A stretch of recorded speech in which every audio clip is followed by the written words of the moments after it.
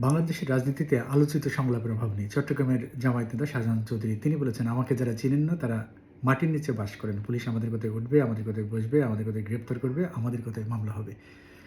পার্শ্ববর্তী দেশ থেকে বস্তা, বস্তা টাকা ঢুকবে" এটিও তার মন্তব্য। তিনি আরও বলেছেন, "যদি দল ক্ষমতায় থাকতো তাহলে নির্বাচন শুধু জনগণ করবে না, প্রশাসনও আমাদের নিয়ন্ত্রণে থাকবে।"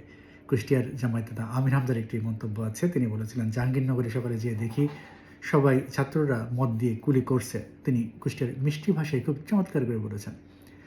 হাসনাত আবদুল্লাহর একটি মন্তব্য খুব আলোচিত আছে আওয়ামী লীগকে নিয়ে। রিফাইন্ড আওয়ামী লীগ, রাজনীতিতে নতুন শব্দ রিফাইন্ড আওয়ামী লীগ। সাবেক জোট সরকারের স্বরাষ্ট্রমন্ত্রী আলতাফ হোসেন চৌধুরী তিনি বলেছিলেন, "আল্লাহর মাল আল্লাহ নিয়ে গেছে।" সে সময় মিডিয়া খুব আলোচনা সৃষ্টি করেছিল। মহিউদ্দিন খান আলমগীর আওয়ামী লীগের সাবেক স্বরাষ্ট্রমন্ত্রী তিনি বলেছিলেন, "হরতাল সমর্থকদের টানা হেঁচড়ায় রানা প্লাজা, সাভারের রানা প্লাজা ধসে পড়েছে।"